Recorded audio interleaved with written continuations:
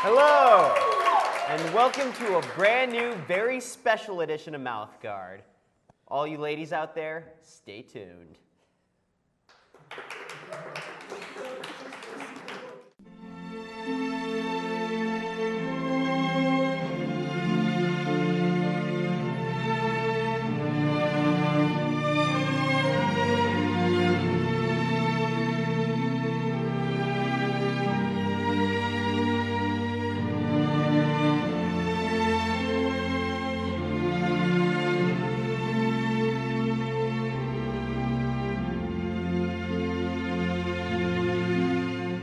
Welcome back.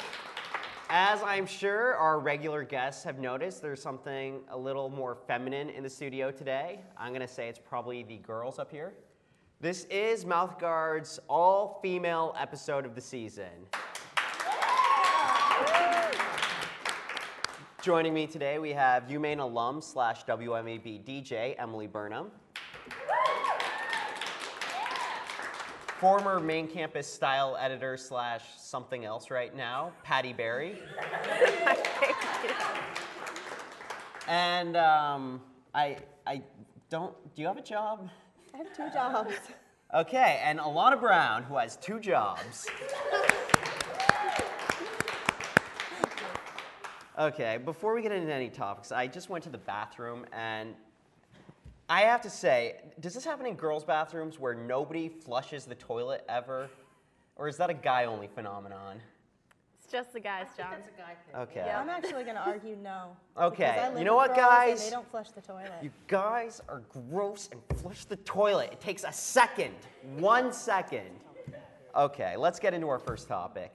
As most of you who smoke and have kids are probably aware, the city of Bangor has started a new law banning anyone with a minor in their car from smoking. And what do any of you think about this? As the smoker up here, let's start with you. Well, I think it's a new law that, I guess they have people's best interests in mind, but it's unenforceable because cops aren't going to drive around looking for people that are smoking that have a kid in the car. And it's kind of made Bangor sort of a laughing stock, like it got an SNL, And I guess it's just kind of, I think it's stupid. I guess basically there are other ways to protect people than that, which is intrusive and a waste of money. So.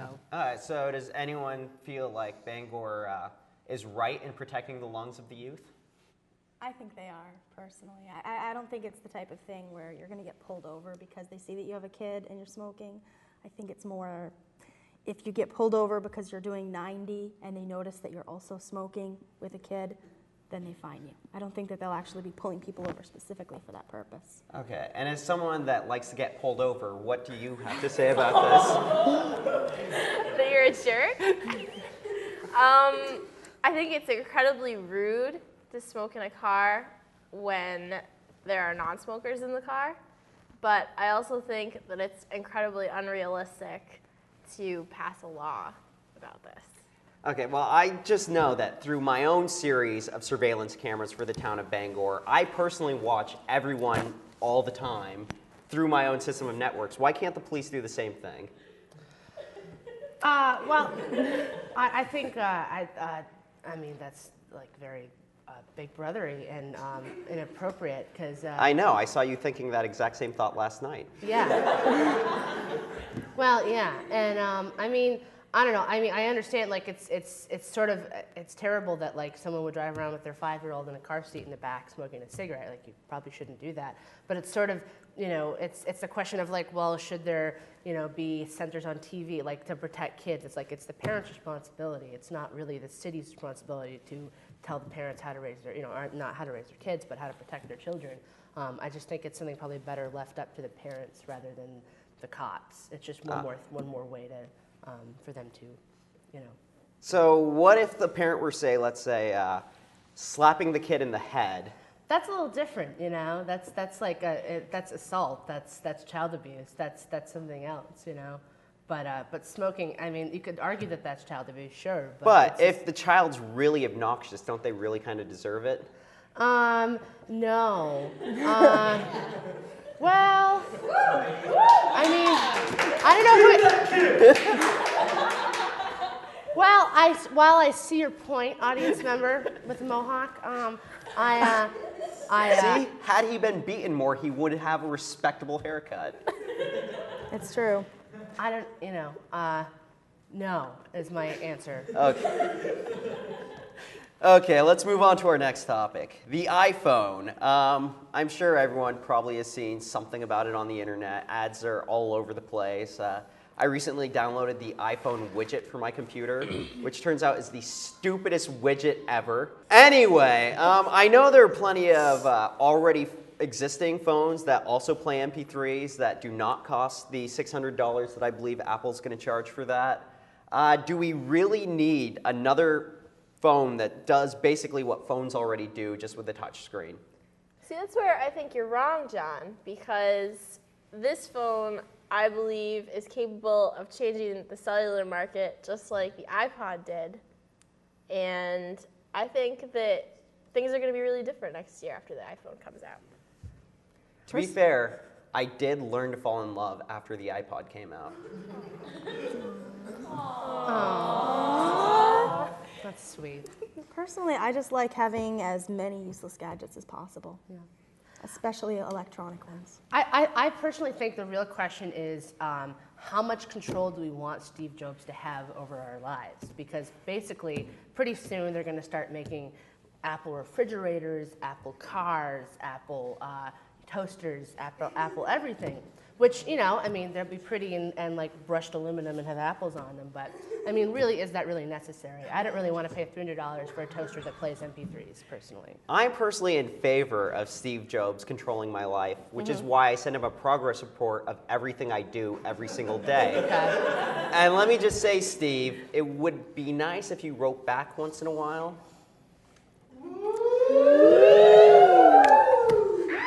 Damn. Yeah. So, but all kidding aside, it's supposed to play MP3s and send email, and that's really cool. Like, I mean, hey, that's cool. But It's also a part-time babysitter. yes, it's also a part-time babysitter. It'll perform plastic surgery on you. It will cut your hair. It will. What else will it do? I think it Roof will your house. retie your shoes, but only once, because you're supposed to have learned how to do it yourself after it shows you. So all this gets back to the fact that is this really necessary? I feel like everybody already who cares about checking their email every minute has a laptop. And according to my... I didn't see the sign. Can we flash it again? So I hear that someone in this episode really hates someone else. I don't know who. Maybe there should be someone challenging someone to box over this. Maybe someone should give us better topics. Yeah,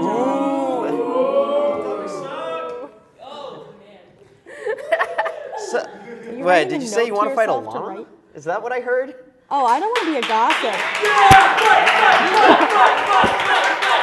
I think the audience has spoken. No, I don't want to be a gossip, but I've heard Patty talking smack about Emily all day. She thinks she's a weakling. Oh. Well, Emily actually hates gossip, so she's going to challenge you to box over whether or not gossip's acceptable. All right. Yeah. We'll be back in a minute with our... I knew I'd be the one to have to fight.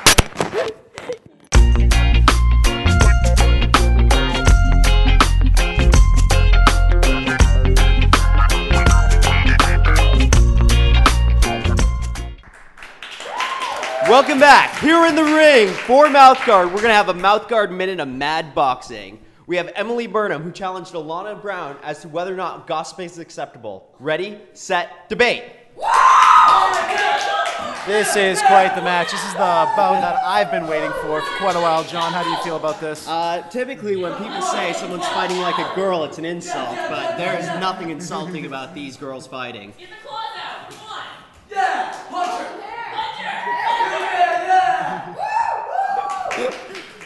I think Emily's got the windmill effect going right now, and that might not be a bad thing. Oh! You okay? All right. Okay. She's taking it like a champ. I can say that. Okay. I can say that from experience. We've got 10, 9, 8, 7, 6, 5, 4, 3, 2. Okay.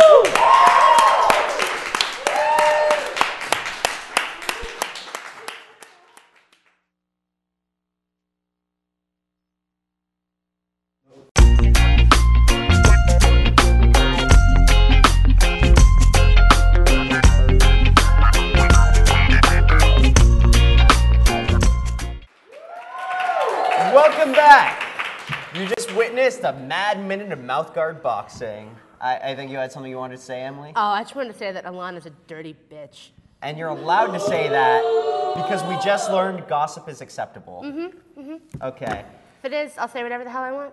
For our next topic, okay, the two big people for the Democratic ticket for the next president are Barack Obama and Hillary Clinton. They're really big in the news, and everyone's like, whoa, a black and whoa, a woman for president. That's never happened. In that exact No, it voice, hasn't. too. Yes, Yeah. actually. Whoa. Okay, but, well, to actually preempt this question, we do have some more video clips from the future. A little bit of a short video clip of what happens when we have the first woman elected president. If we could watch that now.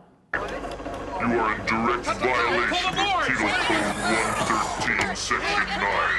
You now have 5 seconds to comply. 4, 3, 2, 1. I am now authorized to use physical force.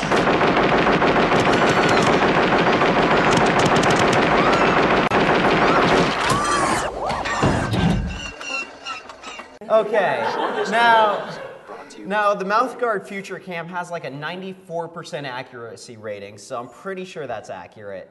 With that in mind, who do you think is gonna be, like, do you think we're gonna have a woman president or someone of a racial minority first? Anyone? Well, after seeing that video and taking into account that I hate Hillary Clinton and she's a dirty bitch, I'd go Like with you? Obama. Obama. Okay.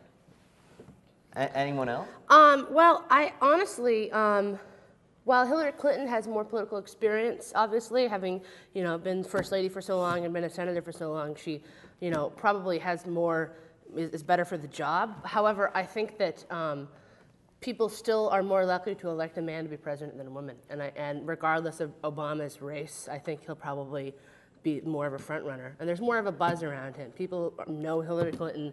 Obama's like the new savior.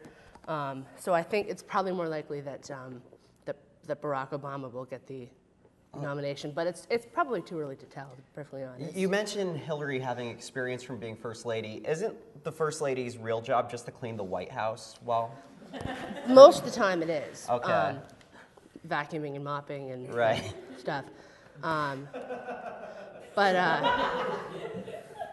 Okay. And reading books to children. Right. And baking cookies. Do you have anything to chime in, Patty?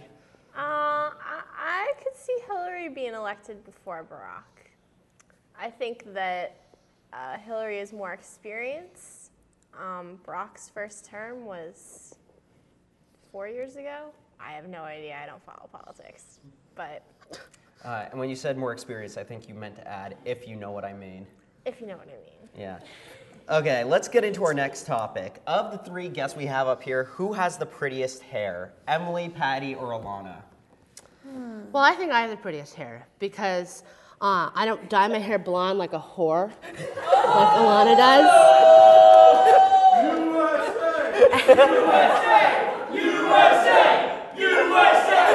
And I dye my hair red because it's cool. So I think I have the best hair. And I don't really, Patty's hair's all right, but. Okay. I'm going to point out, I don't dye my hair like a harlot. I said whore, not harlot. Okay, well, you just said that you dye your hair. So. I do, but it's different because it's But red, I'm not blonde. going to say. And only hookers have blonde hair. So. That's true. Well, I'd say Patty. I once met a hooker and she didn't have any hair at and all. it's not dyed at all. I think. No? See? Patty. And I think she's agreeing.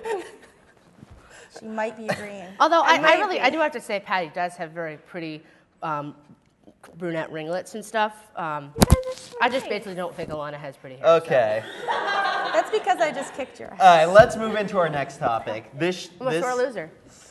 This is one I feel passionate about. Freddie Mercury, the lead singer of Queen, versus David Bowie, the lead singer of David Bowie. Which is the better glam queen? David Bowie, he was in Labyrinth. I don't care what he did musically, but he was in Labyrinth. Okay. Maybe Patty should chime in with her views on Freddie here. Freddie who? You know, I did hear you sing Bohemian Rhapsody before we started the episode. Oh, that's right. So, Yeah, that guy. That guy. Yeah. With the hair and the teeth. okay, and was the song Under Pressure or was it not the ultimate experience in glam rock? Yeah, it was. No, Actually, Another One Bites the Dust was my graduation song. They sang that at graduation. I think you just took a stab for Freddie Mercury right there. No, I didn't really enjoy my graduation. You just kind of flip-flop I all do. over the place, don't you? I'm a flip-flopper. I mean, you're even wearing flip-flops to the studio. It's true. In winter. Patty hates flip-flops. Patty hates flip-flops. Yes, he does. Patty hates flip-flops.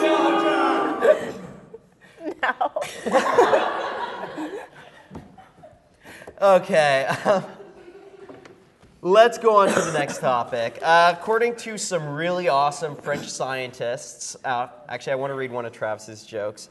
He titled this topic, "How do you say siesta in French?" It's repas. Okay, but some French did research, and surprise, surprise, sleep is good for you, and because they needed scientists to tell us that. But they're considering starting like a policy where they actually get nap time in the middle of the workday to try and increase productivity. And like, is this going to be good for the French nation, or is it just going to start a new stereotype of them being lazy? I think it'll be good for them because I love naps, and who doesn't love naps? And they'll be more productive because they'll take a nap during the day. And it'll just be a better place because they'll just have naps and chocolate and bread and, like berets and they'll drive on the left side of the road. So that's cool. Anyone else? That's my argument. I love naps. I agree with Emily. Okay, I just want to remind everyone that the French in 1939 actually slept through the entire war. Okay, Alana, would you like to add anything? I'm fine with naps. Okay. New topic. Yeah, new topic. Okay, I think we're actually going to cut to a commercial break. And we'll be back in a minute with some more Mouthguard madness.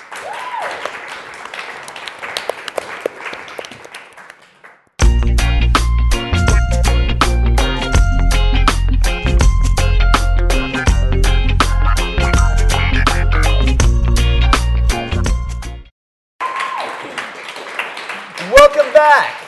We've got some more Mouthguard madness for you. And speaking of Mouthguard madness, abortion!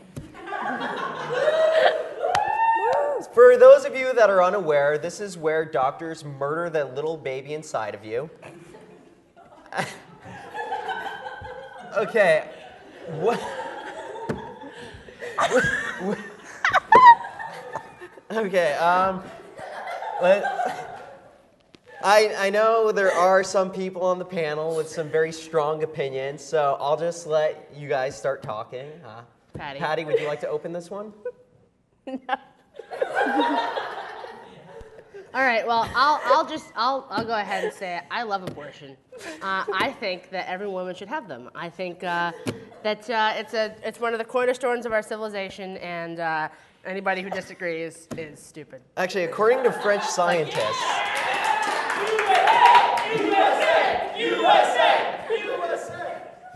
according to French scientists, abortions do make you more productive at work. Mm-hmm. They have at least, that's what they do in their nap. It's either siesta or abortion. Yeah. I mean, they actually have the same mental effect. Okay. I'm just going to move on to the next topic right now. How much time are we running at? Okay. Okay, let's get on to something that I'm sure all of you care a lot about. Kids. Is it okay to spank your kid? No. No. Oh! In limited quantities. If like every single time your kid farts, you're spanking them, it's not going to be very effective. But occasionally, if your kid is drowning kittens for fun and you spank them, they'll be so scared. Maybe they won't drown kittens anymore. See, not I'm an every eye day, for an eye. They but drown now a and kitten, then. I drown them. I was spanked. I was spanked once as a child, and I remember it and what I did to deserve it. So. And yeah. what was that? I took out all of my crayons and I colored all across the hallway because I thought that it was boring. I'd spank you. Yeah, so did my parents.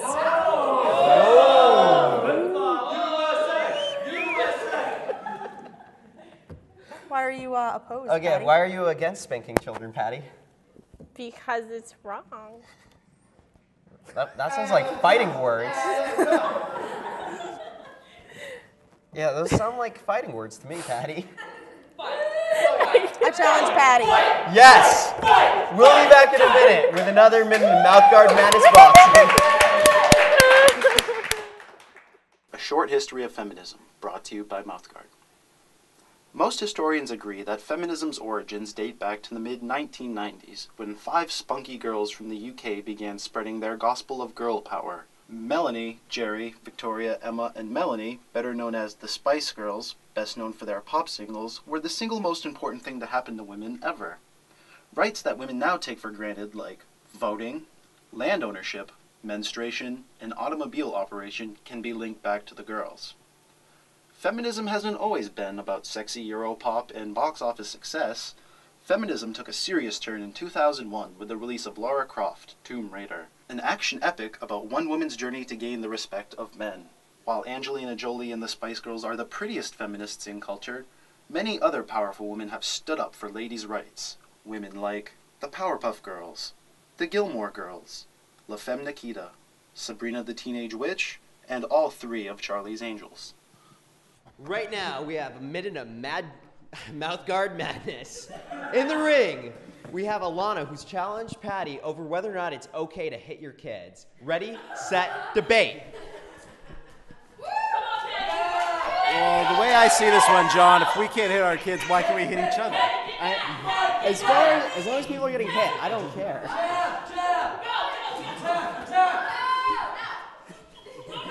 Oh.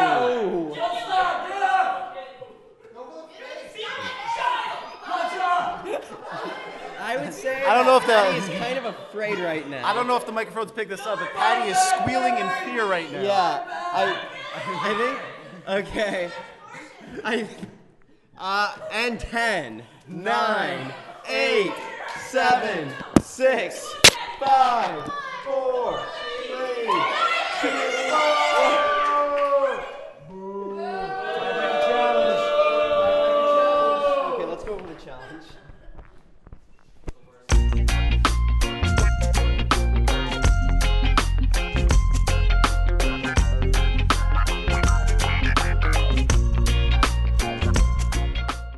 Welcome back to Mouthguard. We had yet another Mouthguard tie as you both were fighting like girls. So, the tiebreaker challenge, who can make the better double chin? If we need an example. Yeah, something like...